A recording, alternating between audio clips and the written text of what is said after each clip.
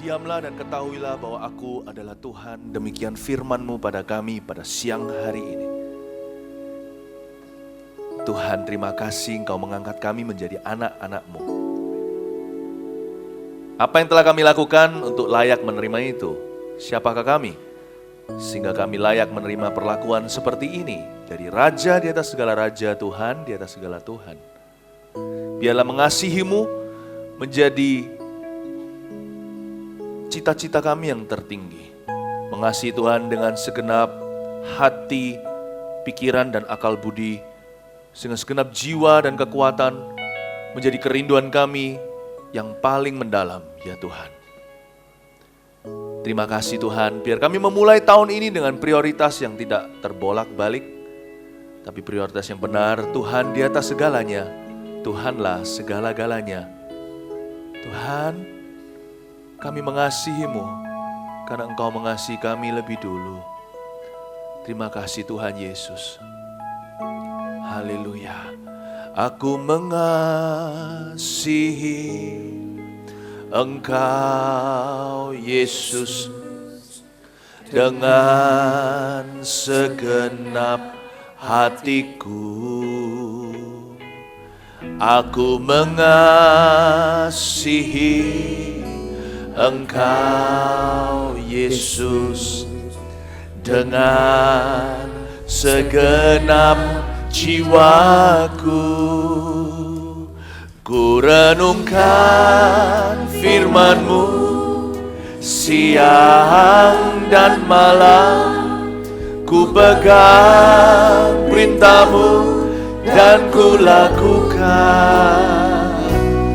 Engkau tahu ya Tuhan, tujuan hidupku hanyalah untuk menyenangkan hati-Mu.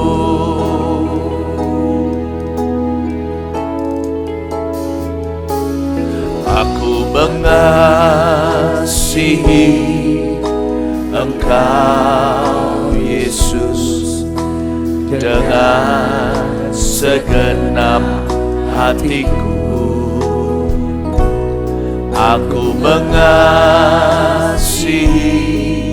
Engkau Yesus dengan segenap jiwaku.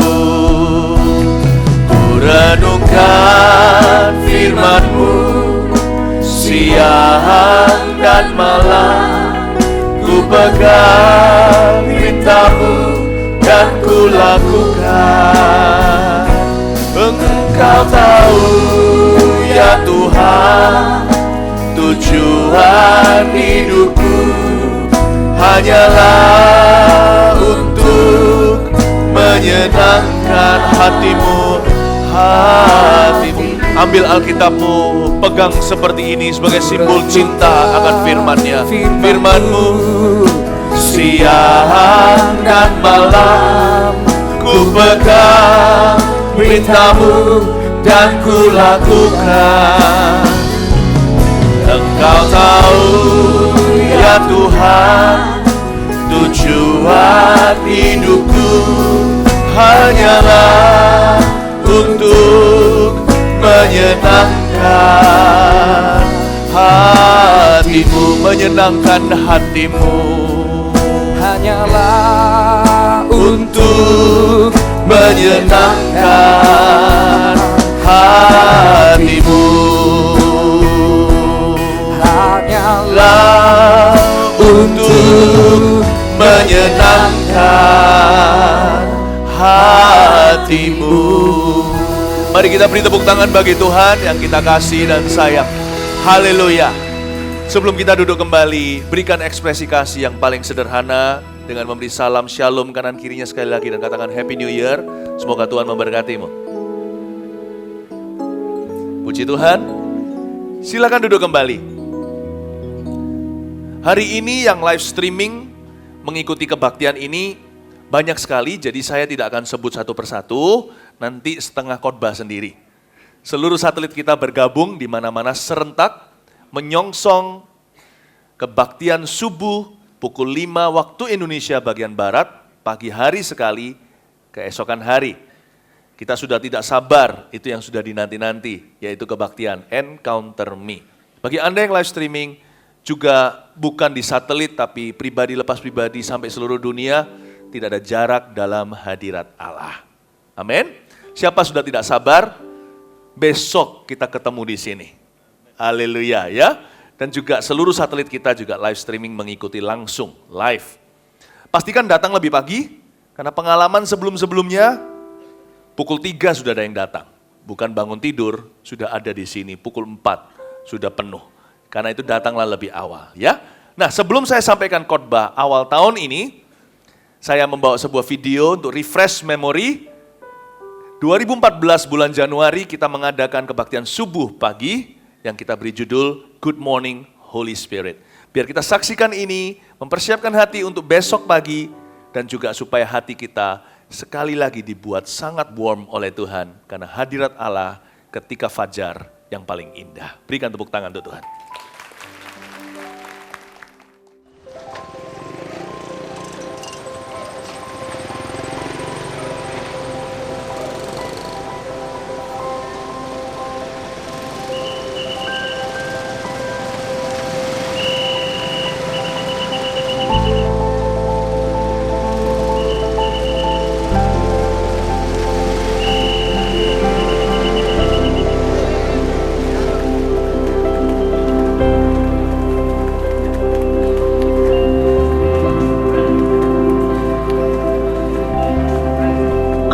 Holy Spirit.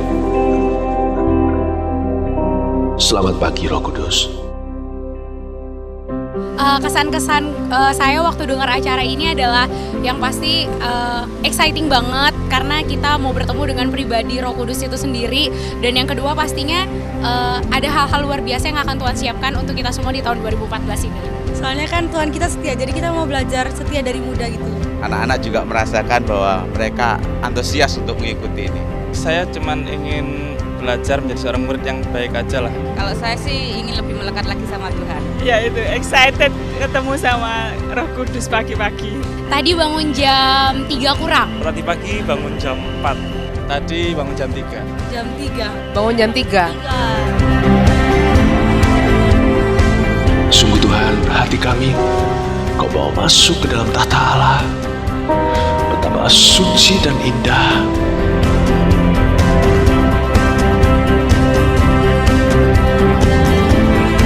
Karena Roh Kuduslah segala sesuatu hal yang lain dalam hidup ini jadi kurang istimewa.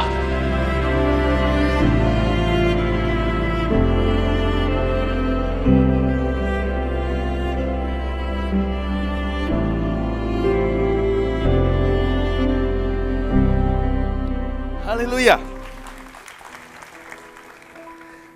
Nah, saya akan memulai dengan memberikan kesaksian apa yang saya terima September tahun lalu, kurang lebih pada saat NYC, National Youth Conference. Saya mendapat sebuah mimpi, dalam mimpi itu mendapat sebuah pernyataan tulisan satu kalimat dalam bahasa Inggris saya lihat ketika tertidur. Tulisannya begini, 2016, the year of encountering Christ in everything. Atau tahun 2016, ada angka 2016, tahun mengalami Kristus dalam segala sesuatu. Langsung saya komunikasikan Pak Yusuf, Pak Kaleb, kita berdoa sama-sama dan kita seret bahwa itu menjadi visi Mawar Syaron yang baru tahun ini. Tahun pendewasaan dan multiplikasi yang 3 tahun yang lampau, berturut-turut setiap tahun, sudah lalu. Kita memasuki tahun yang baru dengan visi yang baru. Saya yakin di tahun ini, prioritas utama jemaat adalah bangun keintiman dengan Tuhan. Yang lainnya itu tambahan. Tapi justru kita akan mengalami Tuhan dalam segala perkara. Kita akan dipulihkan dalam segala sesuatu. Kita akan mengalami kebesaran Tuhan setiap langkah kita. Tuhan mau, khususnya kepada jemaat Mawar Syaron yang digembalakan. Ini rumput hijau di sini. Yaitu kita harus utamakan hubungan. Dan dari semua hubungan yang ada di kehidupan kita, hubungan dengan Tuhan ratingnya nomor 1. Kita harus bangun itu. Bapak Ibu, bangun kerohanian tahun ini. Yang dosa, tinggalkan dosa. Yang lemah, kuatkan dirimu. Yang jatuh, bangun lagi. Bangun hubunganmu dengan Kristus karena itu segalanya. Jadi kita harus menggenapi ini. Karena kita adalah satu penggembalaan domba di satu kandang, saudara. Tuhan punya penggembalaan lewat gembala-gembala yang berdoa, yang berjaga atas jiwa. Tuhan akan bicara sama mereka, dan mereka menurunkan visi Tuhan seperti Musa kepada bangsa Israel. Barang siapa yang mengikut itu, masuk Kanaan. Yang tidak akan berputar-putar di padang gurun. Mari masuk dalam koridornya Roh Kudus di Gereja Mawar Syaron. Hubungan dengan Tuhan nomor 1, bukan sukses dan keberhasilan. Jadi Bapak Ibu Saudara, cari itu dulu. Semuanya akan ditambahkan kepadamu. Amin. Ya, karena itu saya ingin sekali untuk bercerita dari firman Tuhan tentang keintiman dengan Tuhan dan membagikan beberapa prinsip-prinsip penting.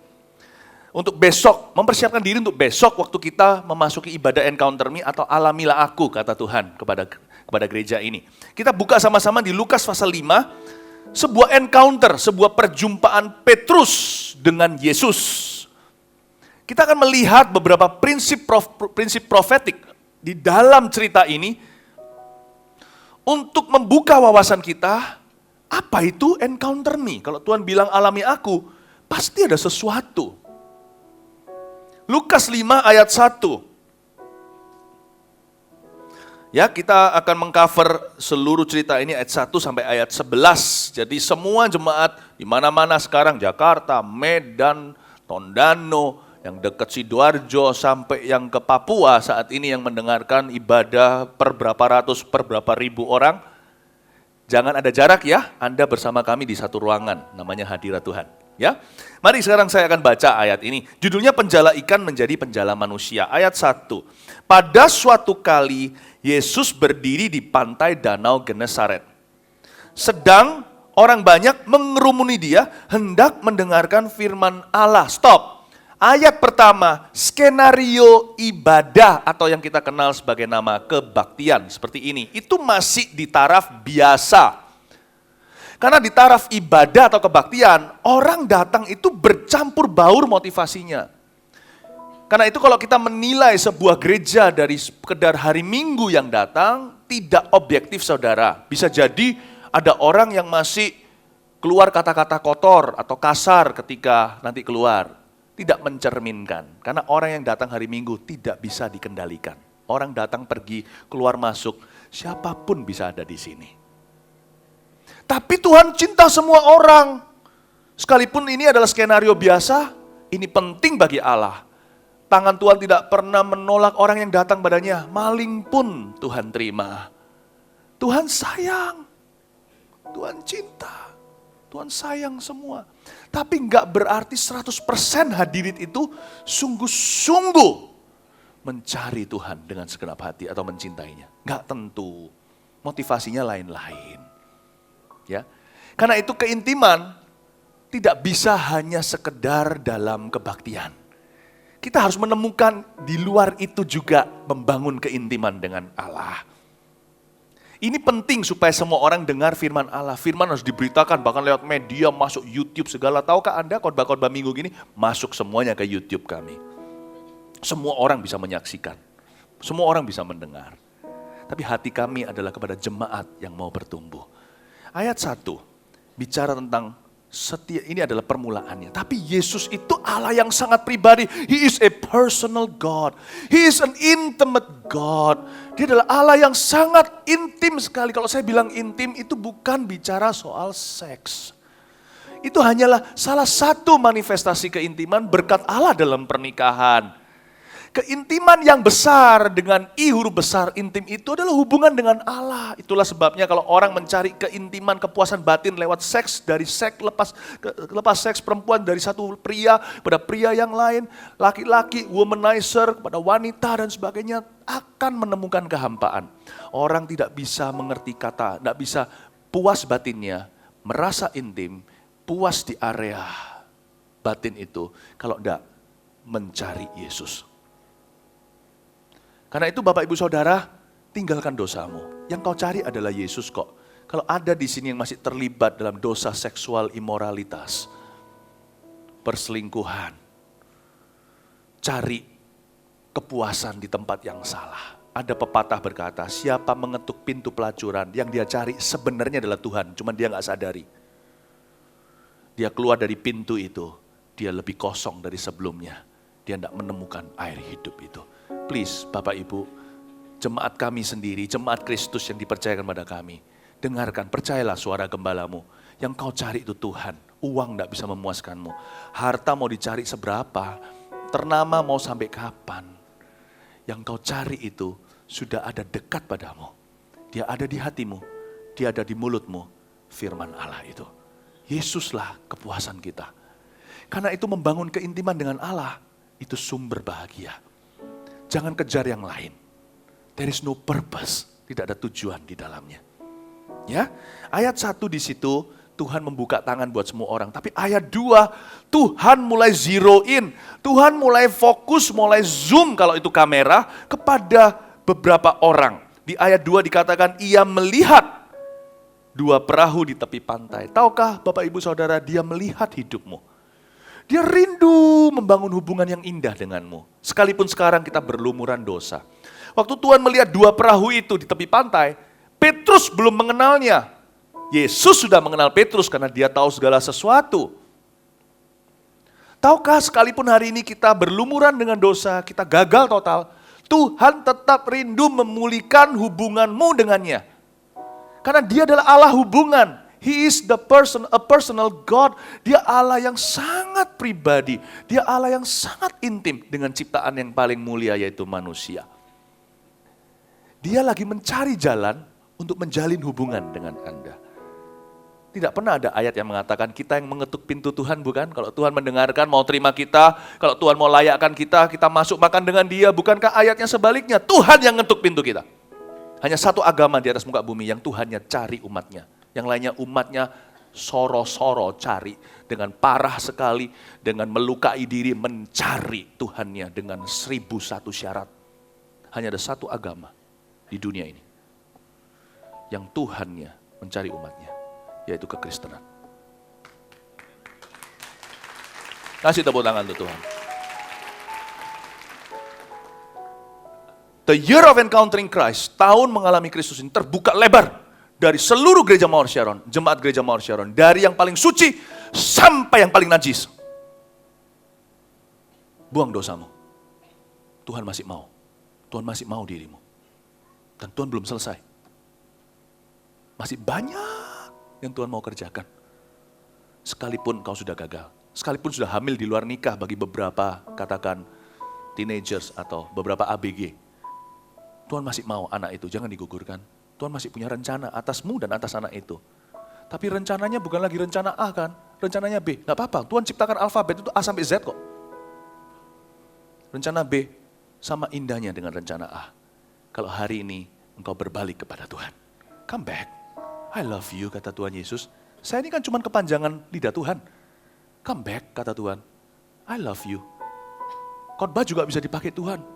Mengucapkan isi hati Tuhan. Ini isi hati Tuhan. Saya 100% yakin. Saya nggak ngeroh, saya tahu 100% ini yang Tuhan sekarang ngomong. Saya kalau ngomong yang lain, saya salah sebagai pengkhotbah. Saya khotbahkan khotbah saya sendiri. Ini yang Tuhan suruh saya khotbahkan. Dengar baik-baik. Come back. I love you. Come to me. I love you. Itu saja yang Tuhan ngomong. Datang padaku. Aku cinta padamu. Aku masih cinta. Aku sangat cinta. Aku belum mau menyerah atas hidupmu sekalipun kau sudah menyerah. Come back. Come to me. Kata Tuhan Yesus. He loves you. Dia mencintaimu. Indah bukan? Tahun 2016 dibuka dengan sebuah berita baik. Allah mengasihi kita. Dan Allah masih mau mengerjakan kehidupan kita. Nih ayat 2 Tuhan kan melihat 2 perahu di tepi pantai. Nelayan-nelayannya telah turun dan sedang membasuh jalannya. Kenapa nih? Kenapa kok siang-siang udah turun? Kenapa kok pagi-pagi awal-awal sudah turun nggak membasuh jalannya, sedang membasuh jalannya? Yesus itu paling terbeban sama orang yang putus asa sama dirinya. Ini sudah putus asa nih. Mereka semalam-malaman cari ikan nggak dapet nih. Yesus tuh kalau lihat orang yang sok-sokan, dia malah tinggalkan. Nanti aja tunggu kalau dia tenggelam saya baru angkat. Tapi kalau orang itu sedang hancur hatinya dan patah remuk jiwanya, Tuhan tidak pandang hina. Tuhan selalu lihat, kasihan orang itu. Aku harus jangkau. Justru yang dilawat Tuhan itu orang yang merasa tidak berguna. Orang yang merasa tidak bisa apa-apa. orang yang merasa tidak mampu, orang yang takut, orang yang butuh penghiburan, itu yang dihibur Tuhan. Karena itu ada pepatah mengatakan dalam Alkitab, berbahagialah orang yang miskin di hadapan Allah. Itu bukan bicara berapa banyak harta, itu bicara berapa banyak di dalam hatinya dia merasa dia membutuhkan pertolongan Tuhan. Kalau Anda di kategori ini kabar baiknya. God is waiting for you. 2016 ini, Allah mau mengerjakan perkara besar bersama dengan Anda. Mungkin sekarang kalau saya bilang gini seperti khayalan, seperti nggak masuk akal, but it's true. Allah menunggu. Allah mau melakukan sesuatu yang baru, belumkah kau melihatnya? Jangan pandang dari purbakala. Aku tidak membuat sesuatu yang begitu heran, seolah-olah seperti membuat pria hamil perutnya besar. Gak mungkin, bukan? Mereka gak punya kandungan. Aku mau membuat sesuatu yang seheran itu dengan hidupmu, sehingga orang sekelilingmu berkata, aku kira kamu kapal karam. Dari mana kekuatan yang baru? Gimana kamu bangkitnya? Aku akan menjadikanmu saksiku sampai ke ujung bumi. Kehidupanmu akan menjadi cerita terbuka. Aku akan menjadikanmu seperti sebuah cerita Tuhan memunculkan air di tengah-tengah padang gurun, sungai di tengah-tengah padang belantara, dan jalan di tengah-tengah laut merah. Saya kebaktian hari ini dan esok, saya tidak boleh fokus kepada pengajaran dan praktis. Saya harus bicara tentang pengharapan, impartasi, dan nubuatan. Mulut saya telah diskakmat oleh Tuhan. Saya harus sampaikan ini karena saya merasakan banyak orang membutuhkan berita ini. Di dalam jemaat kita sendiri. God wants, Tuhan mau kongsian dengan Anda, mau kerjasama dengan Anda. Dalam pekerjaan rumah tangga Anda, dalam kehidupan kesehatan Anda, Allah mau bekerja sama. Oh, kita beri tepuk tangan dong untuk Tuhan. Dia begitu mengasihi kita. Keintiman itu, Tuhanlah inisiatornya. Kita tinggal meresponi, saudara. Encounter me ini bukan besok pagi, ini bukan ide saya. Saya tidak pernah memikirkan, tiba-tiba diberitahukan. Waktu September dikasih pernyataan visi tersebut, lalu diberikan mandat untuk lakukan ini. Itulah sebabnya tahun lalu kalau Anda tanya, kenapa tidak diadakan? Kalau Tuhan nggak suruh ya tidak akan kita lakukan. Ada orang tanya, kenapa nggak adain Breakfast with God lagi seperti beberapa tahun yang lalu? Kita adain Good Morning Holy Spirit, lalu tahun 2015-nya kenapa enggak? Karena bagi saya ini bukan rutinitas. Keintiman itu Tuhan yang inisiatornya, kita yang meresponi. Karena itu Bapak Ibu Saudara, responilah. Jangan sampai ketinggalan besok. Saya tidak akan ketinggalan besok. Apapun terjadi, gempa bumi pun saya harus ada di sini. Bukan karena saya pembicaranya, karena saya mempelainya. Saya haus dan lapar akan Tuhan saya. Lihat ini, dia sedang membasuh jalannya, turun, ayat 3. Ia naik ke dalam salah satu perahu ini, yaitu perahu Simon. Dan menyuruh dia supaya menolakkan perahunya sedikit jauh dari pantai. Lalu ia duduk dan mengajar orang banyak dari atas perahu. Coba perhatikan ya, dia menyuruh Simon supaya menolakkan perahunya sedikit jauh dari pantai. Katakan sedikit jauh dari pantai. Katakan kanan kirinya. Ya, bawa perahumu sedikit jauh dari pantai, katakan seperti itu. Iya, oke. Maksudnya apa ini? Keintiman itu selalu alamatnya sedikit jauh dari pantai. Keintiman dengan Tuhan harus disengaja. Contohnya, untuk membangun, kalau cuma saat teduh bisa di rumah saudara. Tapi kita harus membangun kencan dengan Tuhan. Kencan itu sebenarnya terus terang buang-buang uang. Kalau kita nggak lihat dari kacamata hubungan, suami istri contohnya. Kenapa kita dulu kalau waktu belum jadi suami istri, kita cowok kejar ceweknya gitu, kencan itu investasi, ya kan? Berani keluar duit banyak, cari fine dining yang mahal, beli kembang itu sekarang mahal. Kembang itu sekarang harganya udah nggak seperti dulu, asal beli segalanya. Apalagi perempuan sekarang tahu kembang murah, kembang mahal. Padahal terus terang loh ya, kembang itu modalnya berapa satu kuntum gitu tuh. Itu cuma tanaman. Itu Tuhan yang tumbuhkan, tinggal dipetik sama orang dijual. Ya, coba bayangin. Tapi kita berani, anak muda, parfumnya, bajunya. Tampan, cakep, datang, wow, jemput dia, mobil nggak ada. Gimana nih? Nyewa punya temen. Lamborghini-nya dibawa, asal jangan buat ngebut-ngebutan, tabrak-tabrakan. Ya kan? Wah, pergi ke sana, saudara, mahal. Berani bayar harga. Kenapa? Karena saya kejar dia, semoga dia berkata saya bersedia. Setelah menikah, kencan dianggap sebagai, daripada kencan, sama anak aja. Daripada kencan, buang-buang uang, kita masih perlu sekarang tabung untuk liburan nanti. Atau tabung ini untuk buka bisnis baru sebagai modal kerja. Kencan. Kalau hubungan itu masih berarti bagimu, kencan masih bermakna. Kencan masih sesuatu yang Anda belanin. Saya dan istri saya tetap kencan. Hingga hari ini sudah menikah, tetap kencan. Mingguan, kami mesti keluar berdua dan sebagainya. Nggak harus mahal, tapi kita berani bayar harga. Bagi kami sekarang, harga terbesar bukan uang, tapi waktu. Karena waktu kami terbatas sekali. Ya kan? Kencan dengan Tuhan itu harus disengaja. Orang berkata, daripada doa, time is money bro. Emangnya dengan doa, gua bisa lebih kaya? Enggak lah. Titip doa aja sama pendeta. Pak Yusuf, titip doa ya, doakan saya ya dan keluarga saya. Kita sendiri, ngapain? Ngapain kita buang waktu ke situ? Kalau saya berdoa, saya dengar cerita pendoa syafaat. Pergi berdoa. Berapa jam? Menara. Sayang saudara, mending untuk relasi bisnis. Untuk lobby-lobbyan. Itu bisa jadi koneksi untuk hari ke depan. Ya kan? Bapak ibu saudara, kadang-kadang kita mulai menghitung-hitung dengan Tuhan. Karena itu Tuhan kalau suruh, karena itu keintiman dengan Tuhan itu hanya bagi orang-orang yang menghargai Tuhan. Saya dan istri saya baru memulai tahun ini, saat teduh doa subsi bisa di rumah. Dalam kesibukan kami, saya bisa luangkan satu waktu, kita naik ke bukit doa untuk memulai tahun ini. Orang bertanya sama saya, doa aja kenapa harus ke bukit, gak bisa di rumah? Bisa di rumah, tapi saya cari yang sedikit jauh dari pantai. Sedikit jauh dari kota. Keintiman, memang itu alamatnya. Kalau kencan, perhatikan, suami istri nanti pulang, iya loh mah, iya loh pak, kita ini mesti harus kencan lagi. Tapi kencannya di rumah, gak jadi saudara.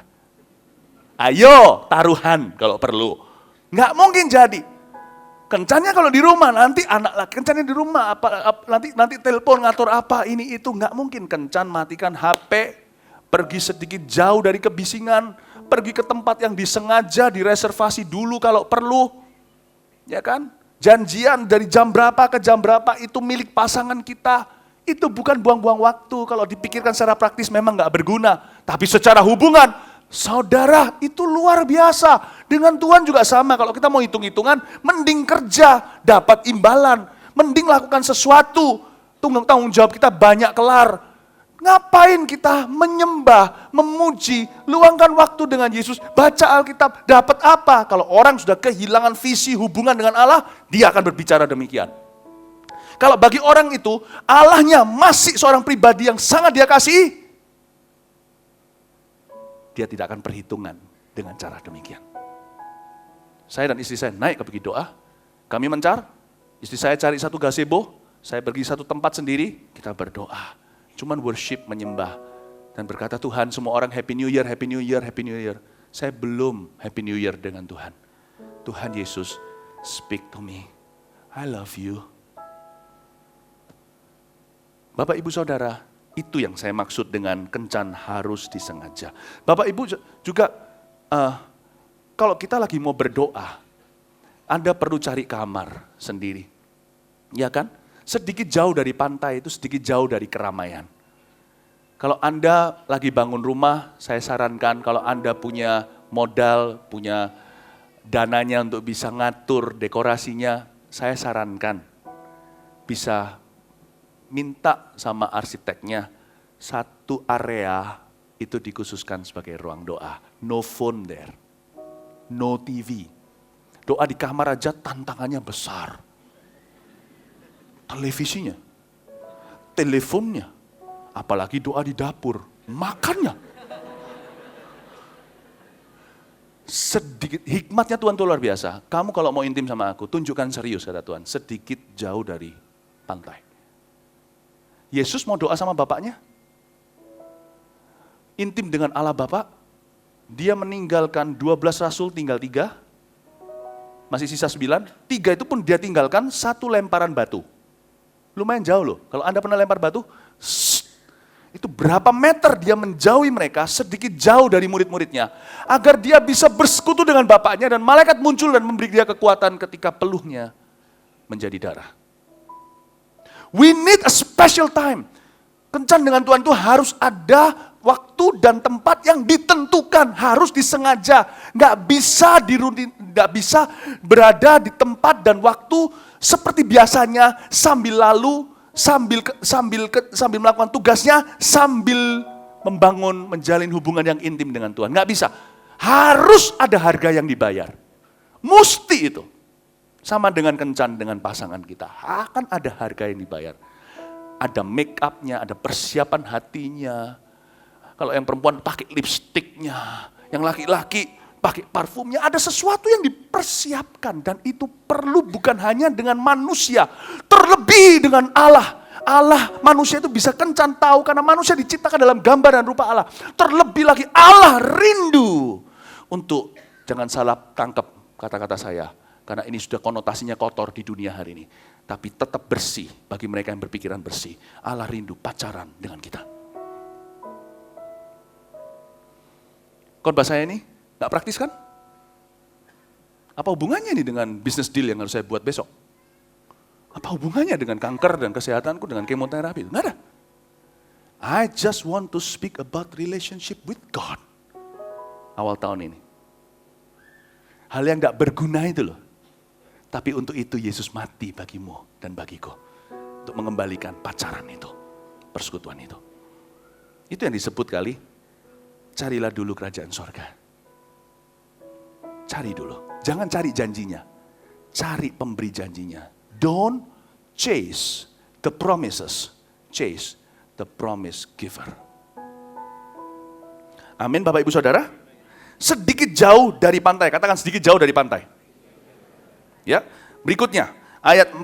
Setelah selesai berbicara, ia berkata, Yesus tentunya berkata kepada Simon, bertolaklah ke tempat yang dalam dan tebarkanlah jalamu untuk menangkap ikan. Perhatikan dengan sangat detil. Setiap kata yang diulangi dengan cara yang berbeda, Alkitab gak pernah iseng saudara. Saya ditanya sama satu orang perjalanan pulang dari Bukit Doa kemarin. Ya, saya ditanya begini. Mengapa di Alkitab ada kata yang diulang? Contohnya di Tawarik dan Samuel, ada banyak diulang lagi, silsilah bahkan. Ya kan? Kenapa sih ada cerita-cerita yang diulang padahal Alkitab itu kan ditutup kanonnya, artinya Kejadian sampai Wahyu nggak boleh ditambahi lagi, jangan dikurangi. Kalau kita buat buku kan harus ringkas dan bukunya pintar. Kenapa Matius, Markus, Lukas, Yohanes seringkali overlap cerita dengan cerita? Cerita yang sama diulang di sini dan di sana. Ayo, coba mikir kenapa. Tuhan gak pernah iseng. Tuhan gak pernah, masih ada halaman yang kosong. Ulang lagi, Itu karena ada angle berbeda. Ada sudut pandang yang berbeda di setiap persamaan itu. Perhatikan di kalimat ini. Ada satu kata diulang 2 kali. Yang satu berbicara, yang satu berkata. Perhatikan gak? Setelah selesai berbicara, Yesus berkata kepada Simon. Setelah Yesus selesai berbicara kepada khalayak ramai, Yesus berkata kepada Simon. Bicara dan kata itu beda. Berbicara itu firman Allah. Didengar bak layaknya khotbah. Semua kuping telinga mendengarkannya sama persis. Saya bilang shalom. Semua dengarnya shalom. Gak ada yang dengarnya lain kan? Tetapi berkata itu suara. Kalau berbicara itu firman Allah, logos, firman tertulis atau yang dikhotbahkan, maka berkata itu rema. Yang satu firman Tuhan, yang satu suaranya. Di mana Kristus setelah selesai sebuah khotbah katakan, ya. Jadi the real fun, adventure, petualangan, dan kenikmatan sesungguhnya itu justru after church.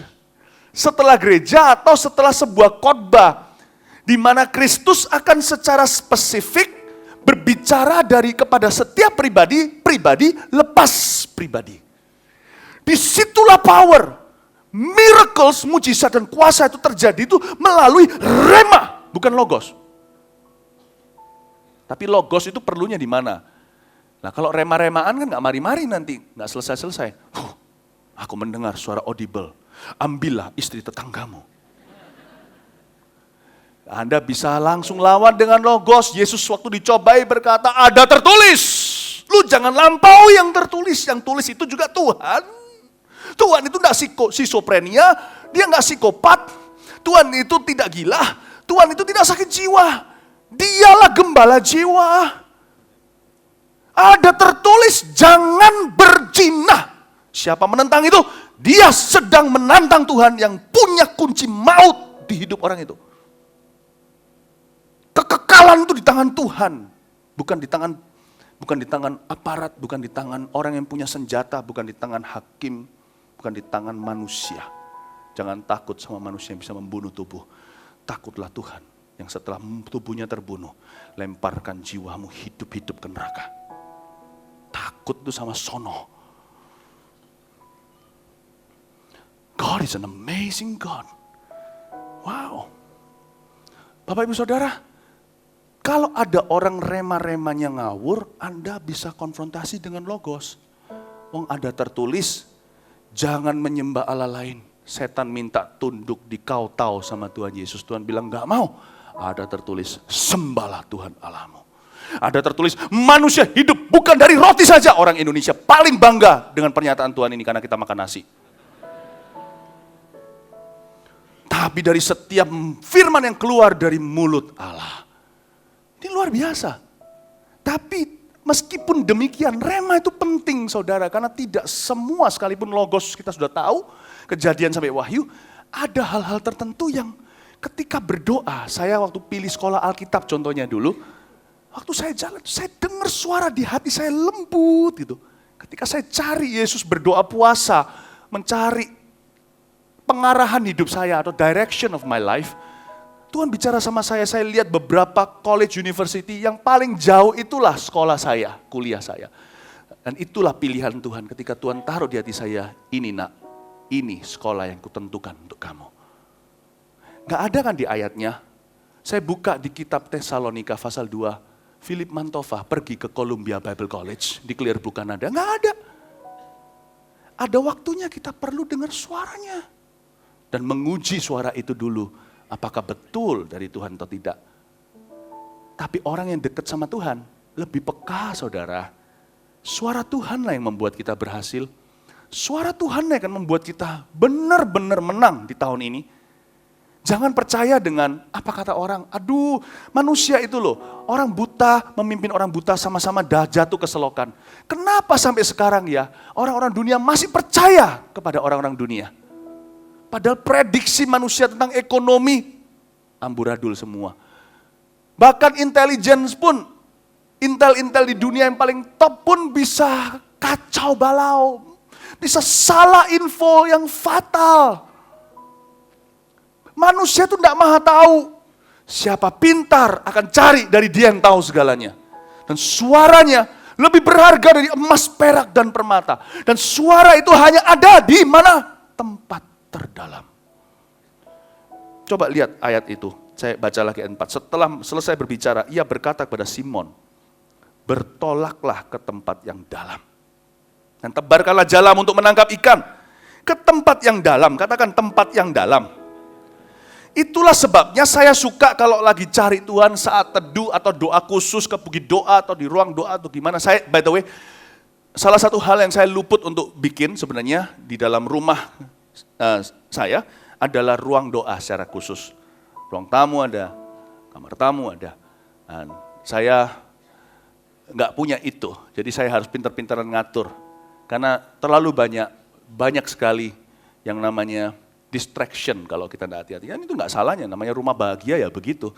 Di mana-mana ada suara orang, rame dengan orang, suara anak segalanya. Tapi untuk doa sedikit jauh dari pantai itu agak jauh bagi saya.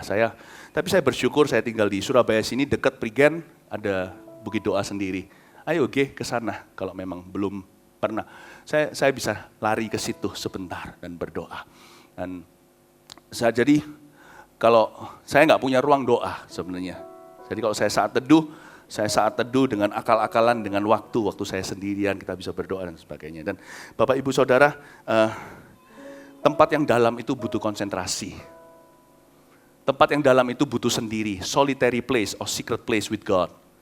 Temukan tempatmu. Kalau saya dulu waktu bujangan, waktu saya masih tinggal di rumah orang tua, dan saya tinggal sama Koko sama adik saya tinggalnya satu kamar sama Koko, karena kamar-kamar kami semua sudah, waktu sekolah semua sudah ditinggali siapa. Jadi saya punya tempat secret place, tempat dalam buat saya, tempat saya menyembah, memuji, konsentrasi, tidak diganggu kanan kiri.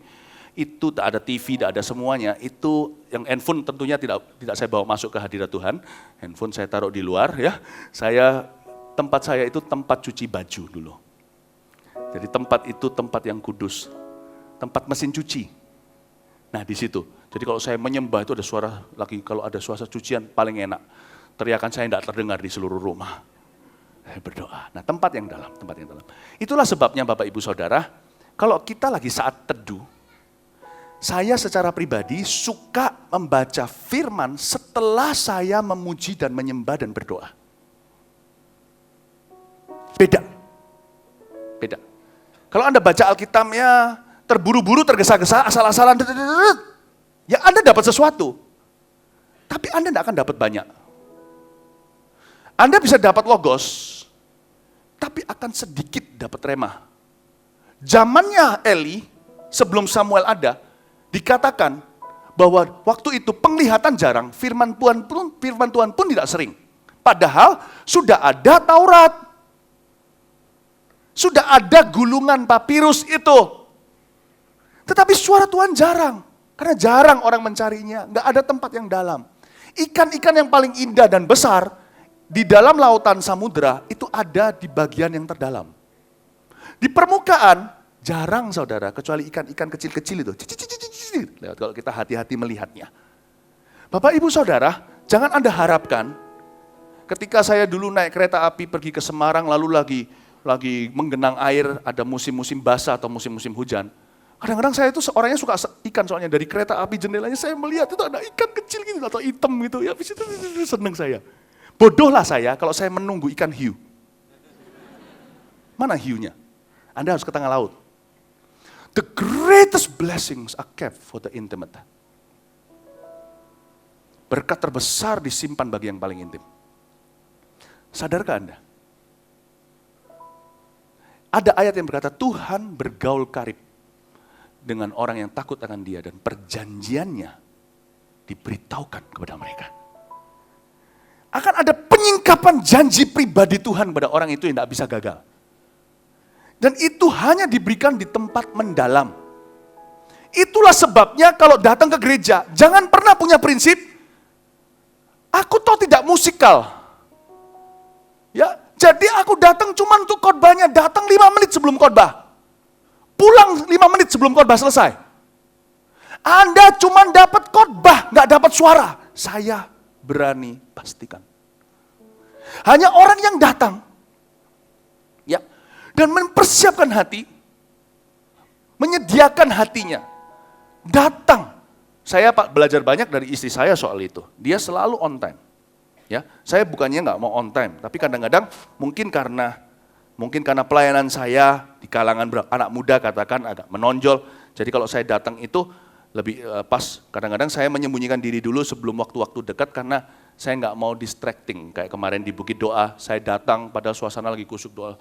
Kira-kira puluhan sampai 100 orang datang minta foto-fotoan sama saya, kan saya sungkan sama Tuhan.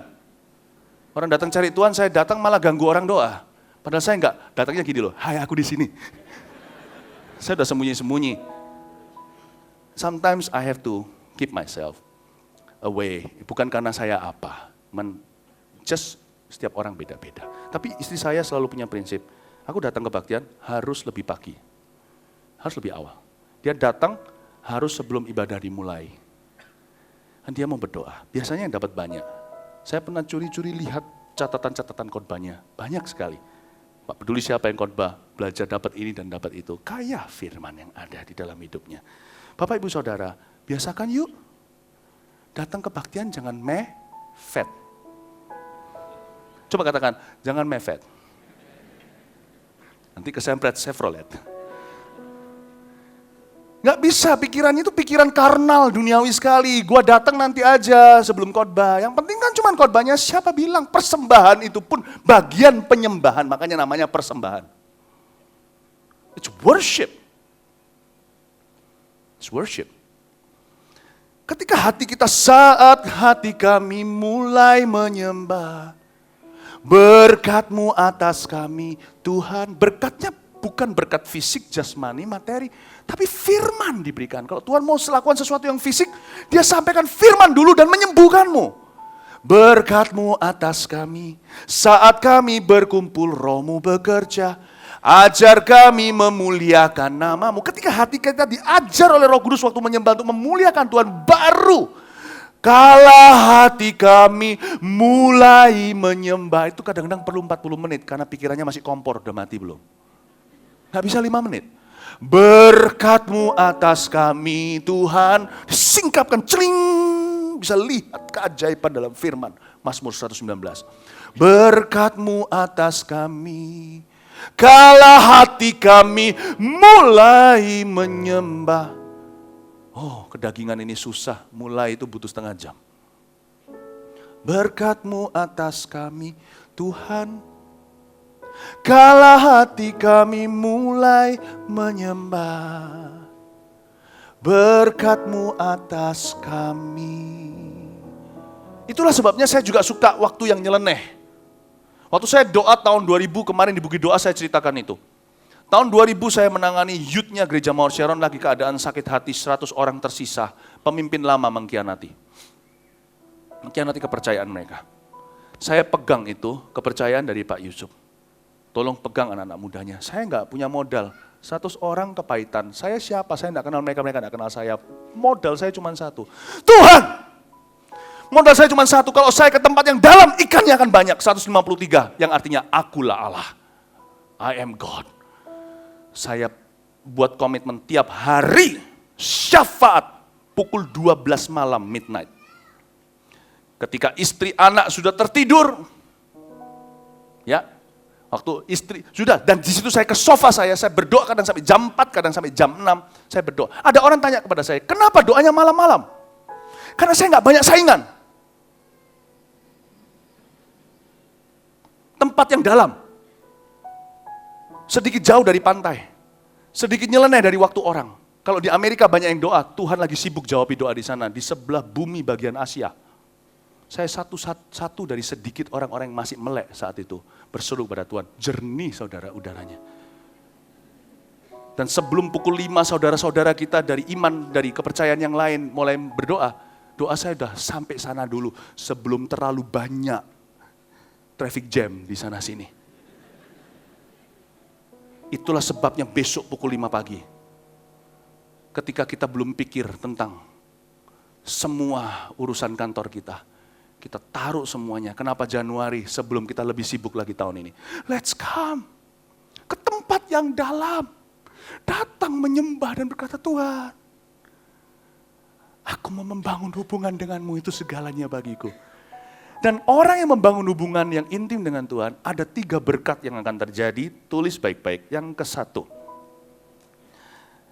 orang itu akan mendengar suara Tuhan. Ayat 5, Simon menjawab, Guru, telah sepanjang malam kami bekerja keras, dan kami tidak menangkap apa-apa, tetapi karena engkau menyuruhnya, jernih gitu loh, karena dia kan sedikit jauh dari pantai. Jadi suara Yesus sampai ke suara orang-orang banyak. Tapi suara orang banyak gak sampai ke Yesus. Jadi Petrus lebih jelas dengar suara Sang Juru Selamat. Dia gak ada saingan, cuma dia yang di sisi Tuhan di perahu itu. Jadi Tuhan bisik-bisik pun dia dengar. Itulah berkat kedekatan. Orang yang dekat itu, Anda gak perlu belajar peka. Anda dekat aja pasti peka. Pasti. Anda tidak perlu menjadi herder, pencium bau yang luar biasa. Kalau orang belum mandi di sekitar Anda, gampang berdiri di samping mereka. Anda tidak perlu menjadi pencium yang handal. Anda dekat aja, Anda bisa mencium baunya. Bapak Ibu Saudara, dekat otomatis peka. Banyak orang kalau udah dapat masalah, mau tiba-tiba peka. Itu sama dengan orang mau UNAS, mau tiba-tiba belajar. Karena itu bangunlah di Januari awal-awal tahun ini, bangun kepekaan itu karena justru nanti percayalah saya, bukan intelektual dunia, bukan koneksimu, bahkan bukan uang dan harta dan pengalamanmu di masa lalu, karena pengalaman Petrus tidak menolong dia. Dia pengalaman sekali, malah justru pengalamannya yang membutakan dia. Yesus suruh tebar, untungnya dia nurut Yesus. Hampir-hampir tidak, dia berkata, kami sudah tebar Tuhan, kami ini tukang ikan, sono tukang kayu. Tapi karena engkau yang menyuruh, kami tebar juga. Lihat apa yang terjadi ikannya. Jala hampir koyak. Bapak, Ibu, Saudara, nanti di tahun ini, bukan pengalamanmu yang menolongmu, tapi kepekaanmu. Itu yang akan menolongmu. Setiap CEO harus mendengar ini. Sebab CEO sepengalaman apapun juga, dia nggak cukup pengalaman untuk tahu masa depan. CEO manapun bisa bangkrut sekejap di tahun ini. All you need to do is just make one mistake. Just one mistake. You could lose it all. Itulah sebabnya kita tidak boleh merasa gimana. Itulah sebabnya saya sebagai orang muda, saya tidak pernah minder dengan yang lebih tua. Saya tidak pernah, saya hormati mereka. Saya tidak pernah minder. I follow Christ now, you follow Christ now. Let's follow Christ together. Itulah sebabnya hari ini saya lebih tua dari anak-anak muda AOG contohnya. Saya tidak sombong. Saya tidak berkata kalian belum makan asam garam. Nggak ada ceritanya itu. Nggak ada ceritanya. Saya tidak tahu apa-apa. Saya umur 40, mereka umur 20. 20 tahun terpisah sama saya. Waktu saya umur 20, dia masih belum lahir. Saya nggak bisa bangga karena saya bisa gagal hari ini. Tidak ada orang pernah makan asam garam. Yang di dunia ini hanya ada 2 macam orang. Dituntun Tuhan atau melepaskan tangan juru selamat. Itu aja. Dan untuk memegang tangan juru selamat, tidak permanen saudara. Firman juga sama tuntunannya. Firmanmu pelita bagi kakiku bukan? Terang bagi jalanku bukan? Anda tahu nggak di Yohanes 15 dikatakan, dan Tuhan, kalau kamu dalam firmanku, firmanku dalam kamu akan berbuah banyak. Ingat ya, dan Tuhan berkata di dalam Alkitab juga seperti ini firman Tuhan. Tuhan akan memandikan jemaat dengan firman. Betul ya? Jadi firman itu harus seperti mandi, orang mandi. Memandikan supaya jangan sampai ada cacat celah, jangan sampai ada kerut dan sebagainya. Bapak Ibu tahu, saudara tahu nggak? Bisa nggak, apakah mandi itu permanen? Apakah mandi itu permanen? Anda nggak bisa berkata, aku sudah mandi, kapan? Tahun lalu. Anda mandi setiap hari. Itulah sebabnya no matter what, how old you are and I am, kita seusia berapapun saudaraku, kita butuh firman hari ini. Give me today my daily bread. Kasih aku hari ini makananku, rotiku hari ini. Itu bukan roti makanan, tapi firman. I need the word of God fresh today, hari ini. Sekalipun saya sudah punya pengalaman sejagat raya di belakang saya. Aku butuh firman yang sederhana. Tuntun aku ya Roh Kudus. Amin Bapak Ibu Saudara. Jangan minder, jangan sombong. Cukup ikuti Yesus. Titik. Tahun ini. Orang yang dekat sama Tuhan, yang membangun keintiman dengan Tuhan akan mendengar suaranya.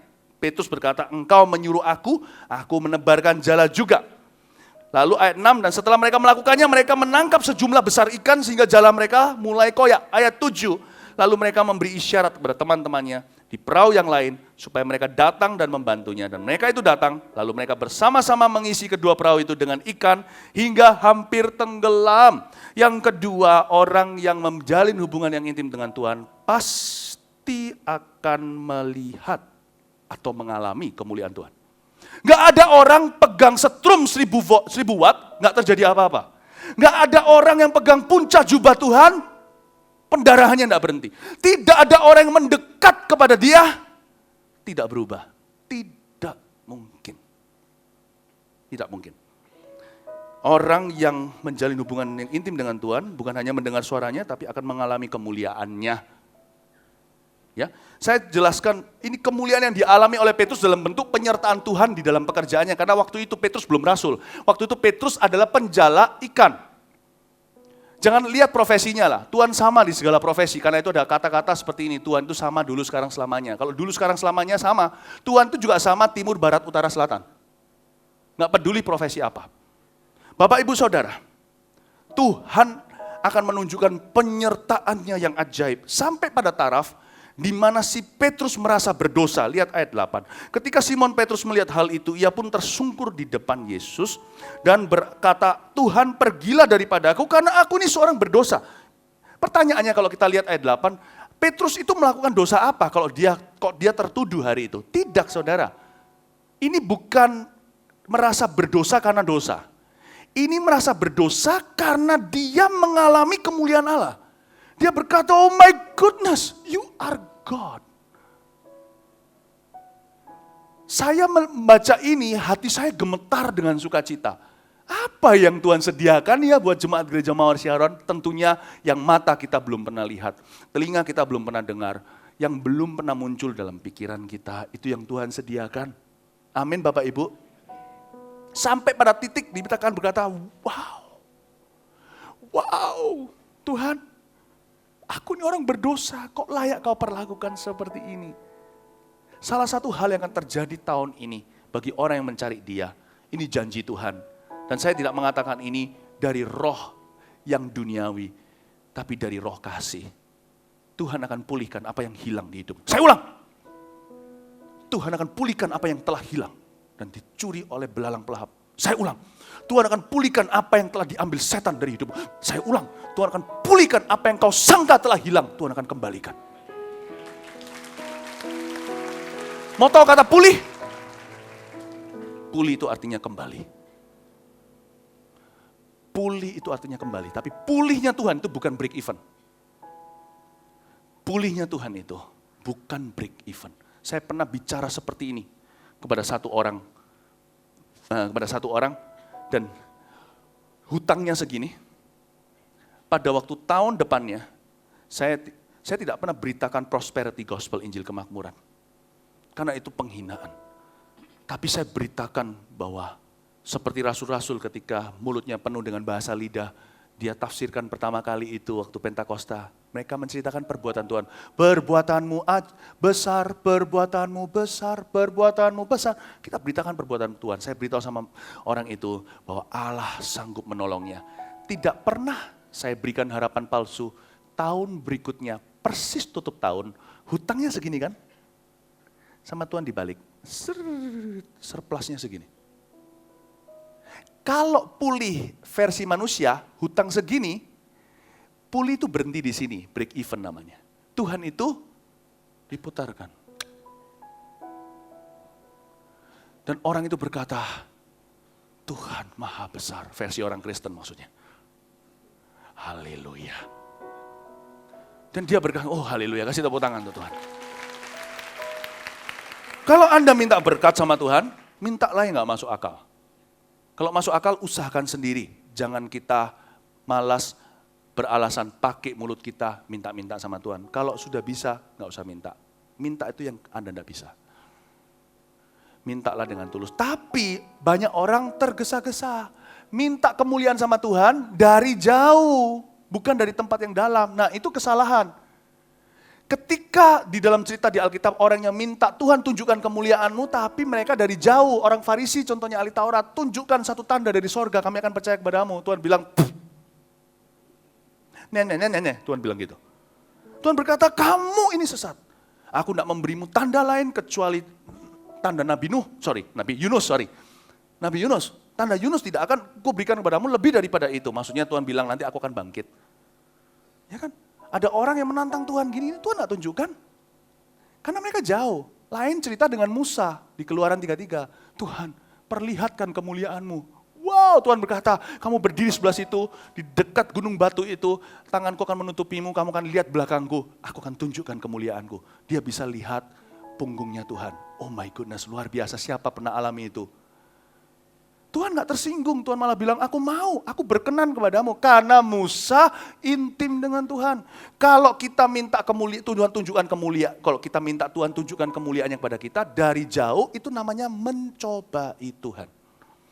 Kalau kita meminta Tuhan menunjukkan kemuliaannya itu dari keintiman, itu namanya berharap pada Tuhan.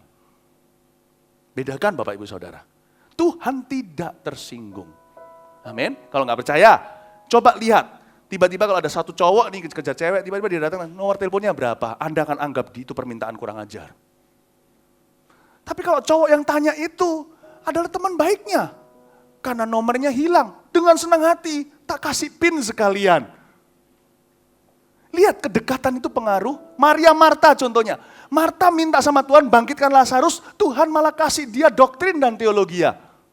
Loh, kamu bilang nanti dibangkitkan, akulah kebangkitan, siapa percaya kepadaku, dia akan hidup. Maria mintanya sama, Anda perhatikan, Marta nggak mempan, dia pulang beritahu sama cicinya. Ternyata Maria itu cicinya, banyak orang, ya kan cicinya, bukan adiknya. Selama ini kira Marta itu cicinya, enggak, malah justru Maria itu yang cicinya.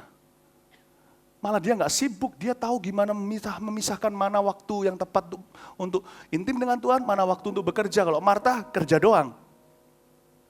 Tapi nggak efek tuh, orang kalau cuma taunya Tuhan dari pengetahuan, tidak punya kedekatan dan keintiman, permintaannya pun hanya menjadi dialog dengan Tuhan. Dan orang itu tidak akan ngerti timing Tuhan dan jalan masuk ke hati Tuhan. Nggak bisa. Nggak bisa. Nah Marta tahu nggak mempan, dia datang ke cicinya. Tuhan cari kamu. Padahal kalau Anda pelajari cerita itu, Tuhan tidak menyinggung mana Maria, mana ada. Coba baca di Yohanes, nggak ada itu, Lazarus dibangkitkan. Tapi Marta tahu nggak mempan, dia tahu cicinya selalu mempan. Nggak tahu apa rumusnya. Marta nggak ngerti. Ini rumusnya. Maria waktunya duduk di kaki Tuhan, dia duduk, nggak korah-korah. Marta nggak. Dia korah-korah, sekalipun Tuhan bicara sambil korah. Bukan berarti dia malas, kalau dihitung jam kerja, bisa-bisa Maria jam kerjanya sama, tapi kerjanya waktunya lebih teratur daripada Marta. Marta lebih karena dia itu panik saja, rasanya bersalah kalau nggak bekerja. Kalau berdoa tergesa-gesa, perasaan tergesa-gesa harus segera keluar daripada ketinggalan pekerjaan. Nah Maria datanglah, karena dia nggak ngerti kan, dikira dipanggil Yesus. Maria bilang yang sama Tuhan, andai engkau di sini, Lazarus pasti tidak mati. Persis plek sama dengan Marta. Yesus tiba-tiba melakukan sesuatu yang menjadi ayat terpendek di Alkitab. Maka menangislah Yesus. Marta sama metodenya, kalimatnya, kata-katanya. Yang satu membuat Yesus malah justru cuman berbincang doang. Yang satu dengan kalimat yang sama menangis. Efeknya lain, sama-sama obat dari produksi pabrik yang sama, efeknya lain, saudara, dosisnya lain di hati Yesus. Dan ketika Yesus dibangkitkan, siapa yang tepat waktu ketemu sama Tuhan? Bukan Marta, tapi Maria. Salah satu blessing itu divine timing, itu diberikan hanya kepada yang intim. Divine timing. Amin Bapak Ibu Saudara. Ya, karena itu saudara, saya percaya akan ada pemulihan yang hilang. Katakan amin. Yang terakhir, kita lihat ayat yang Anda belajar sesuatu, ayat 9 nih. Sebab ia dan semua orang yang bersama dengan dia takjub oleh karena banyaknya ikan yang mereka tangkap. Jadi Petrus berkata, aku orang berdosa, bukan karena dia merasa bersalah, tapi karena dia takjub kepada Tuhan. Saya berdoa Tuhan membuat kita semuanya takjub. Oleh karena dia bukan hanya Allah yang baik, dia juga Allah yang besar. Kasih tepuk tangan untuk Tuhan Yesus. Yang terakhir ayat 10, demikian juga Yakobus dan Yohanes, anak-anak Zebedius yang menjadi teman Simon, kata Yesus pada Simon, jangan takut. Mulai dari sekarang kau akan menjadi penjala manusia. Dan sesudah mereka menghela perahu-perahunya ke darat, mereka pun meninggalkan segala sesuatu, lalu mengikuti Yesus. Perhatikan ayat 10, mulai dari sekarang engkau akan menjadi penjala manusia. Salah satu berkat dari dekat atau intim dengan Tuhan, yang pertama, kita mendengar suaranya lebih jelas. Yang kedua, kita akan mengalami atau menerima, kita akan mengalami dan melihat kemuliaannya. Yang ketiga, kita akan menemukan panggilan kita. Mulai dari sekarang kau akan menjadi penjala manusia. Saya kalau bilang panggilan, jangan otomatis pikirannya jadi pendeta. Enggak begitu loh ya. Pendeta salah satu panggilan dari Tuhan. Kita harus setia nih di bidang kita masing-masing. Ya, kita harus setia. Tapi panggilan itu hanya bisa ditemukan kalau dekat Tuhan, alias purpose. Purpose. Kalau mau punya uang, Bapak Ibu Saudara nggak perlu Tuhan. Maksudnya nggak perlu mendekat pada Tuhan. Karena kita semuanya, Kristen nggak Kristen, dosa atau orang yang sudah ditebus, orang yang sudah mengaku dosanya pada Tuhan, semua diciptakan dalam gambar dan rupa Tuhan. Berarti setiap orang punya kemampuan. Nggak perlu Anda diselamatkan, Anda ada sisa-sisanya wajah gambar Tuhan di setiap orang. Sekalipun setiap orang sudah jatuh dalam dosa. Anda lihat ada orang-orang di luar sana itu yang pinter artis, yang pinter melukis, cipta lagu bagus-bagus, pada lagunya itu pornografi. Lagu-lagu yang kita nyanyikan melodinya bagus, tapi bicara tentang I'll make love to you dan sebagainya. Banyak ngehit lagu-lagunya. Ya. Opa Gangnam Style, nggak pernah dinyanyiin lagi, artinya apa? Gua nggak ngerti, nggak tahu itu maksudnya apa, mempromosikan apa saya juga nggak tahu, tapi hit. You don't need to encounter Christ to make it out there. Karena masih ada leftover of Christ in you. Tapi kalau Anda mau menemukan purpose, tujuan yang membuat batin Anda puas, tiada duanya.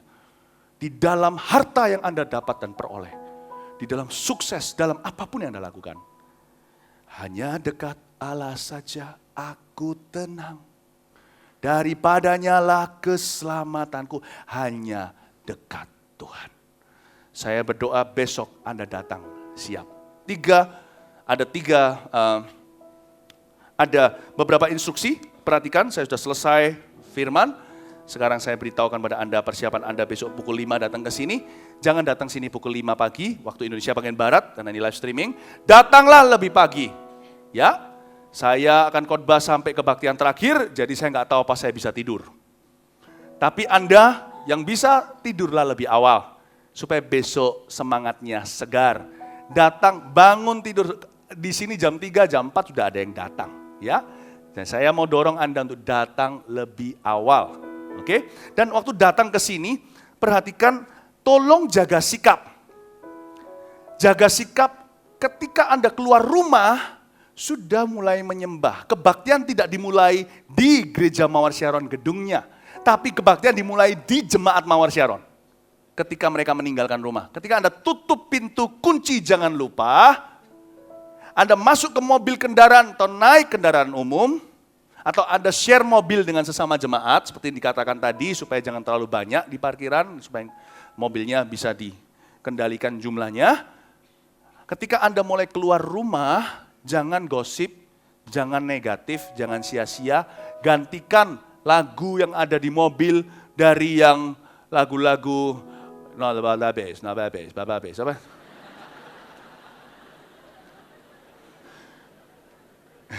Gantikan dengan lagu Ku Percaya Mujizat. Gantikan dengan FMAM yang mungkin ada yang bagus-bagus, yang rohani, bukan punya Mawar Syaron, gak apa-apa, sama saja. Ya, Anda datang, dan di dalam mobil, di angkutan mungkin kalau Anda dengan yang lainnya mungkin sepi, Anda bisa merenung. Kalau di mobil sendiri Anda bisa ikut menyanyi, suami istri, jangan cekcok, jangan banyak nyembah Tuhan.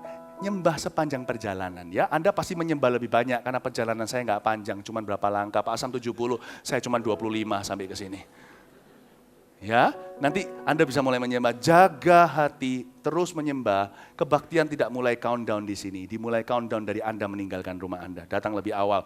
Jangan datang dengan hati yang siap saja. Kita juga datang dengan tangan yang tidak hampa. Ada amplop seperti ini adalah persembahan khusus yang kita berikan besok. Saya dan istri saya juga sudah sepakat jumlah dan persembahan kita. Kami akan persiapkan, Anda juga sama, kita semua pemberi, tidak ada yang penerima, pendeta, enggak pendeta, semua kita pemberi, kita semua kekasihnya Tuhan. Kita tidak mau datang dengan tangan hampa.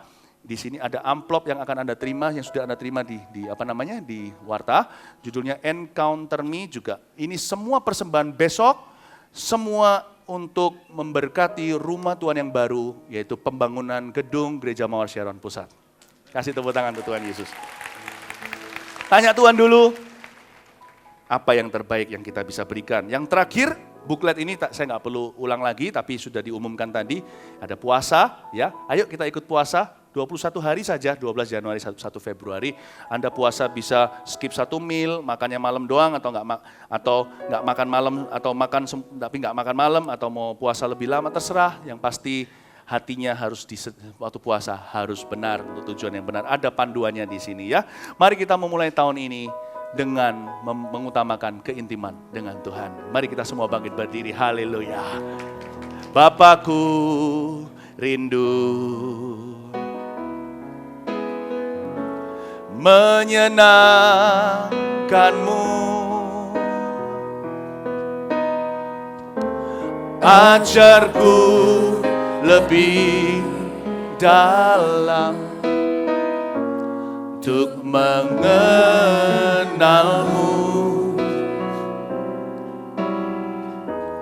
Bapakku minta layakkan aku,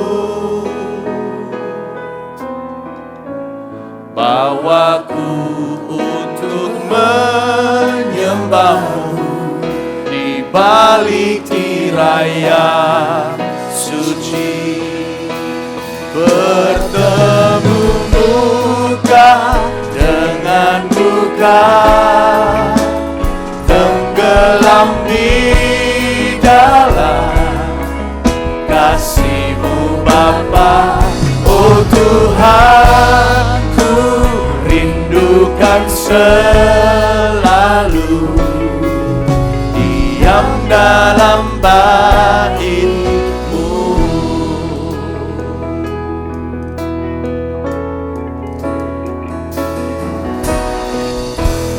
Bapakku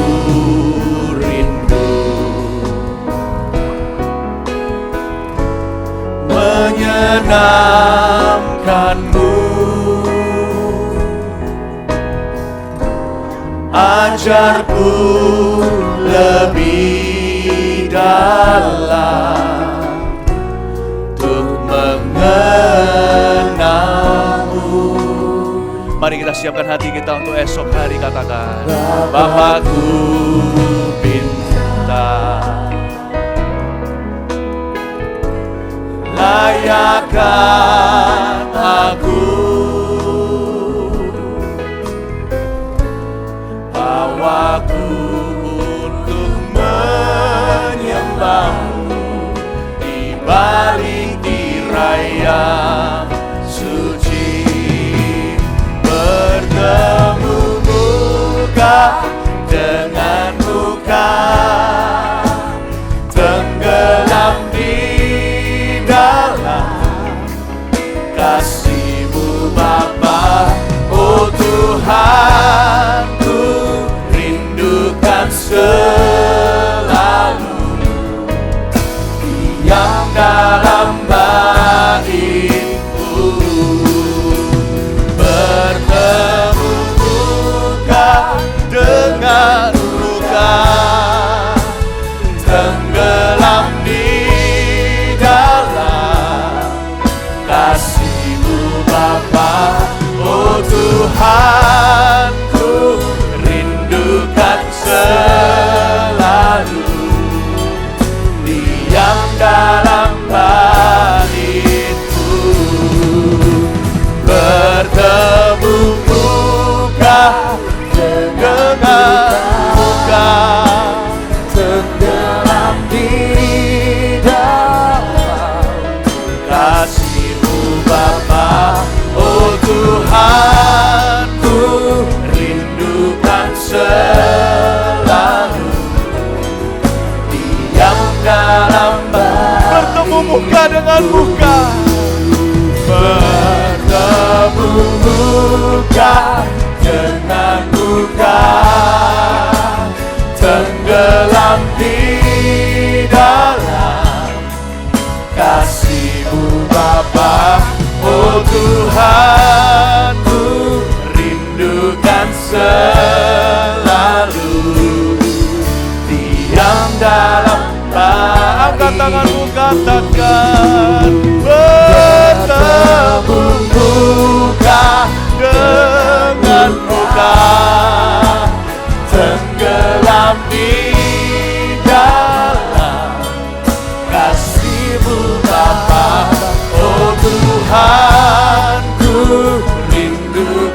selalu diam dalam baitmu.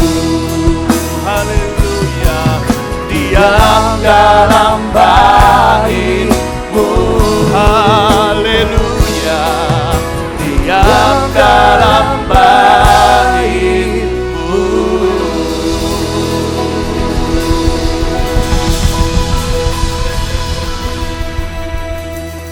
Sabar sebentar saudara, saya ingin akhiri. Tapi saya rasa Tuhan masih menunggu sedikit lagi. Saya bisa merasakan hati-hati beberapa orang yang sedang lebih dalam lagi. 5 menit telat pulang atau 10. Jangan khawatir. Tuhan masih belum mau melepaskanmu. Saya gak bisa doa berkat gitu saja.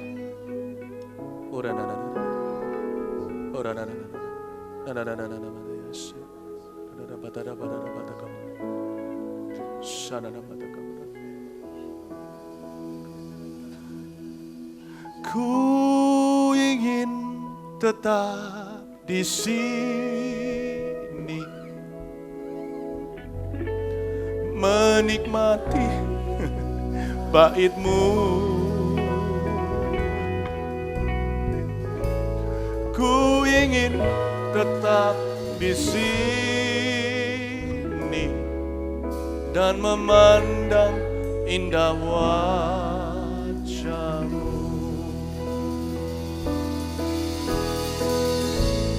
Ku ingin tetap di sini, Yesus, menikmati bait-Mu. Ku ingin tetap di sini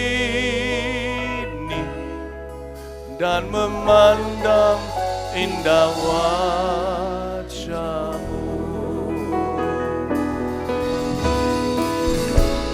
Ku ingin tetap di sini menikmati bait-Mu.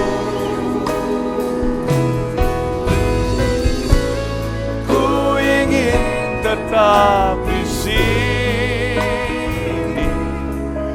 dan memandang indah wajah-Mu.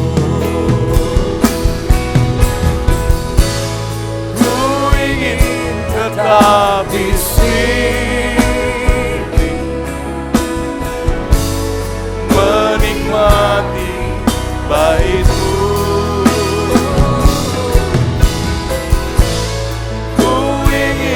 Tetap di sini dan memandang indah wajah-Mu.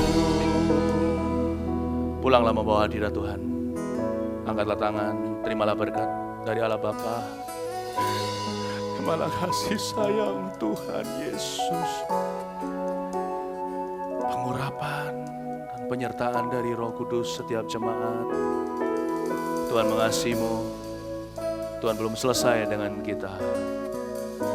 Pulang bawa damai sejahtera hingga kita berjumpa lagi di bawah kaki berlubang paku pukul 5 subuh di waktu sini. Haleluya. Tinggalkan tempat ini dengan kasih sayang Tuhan. Amin. God bless you.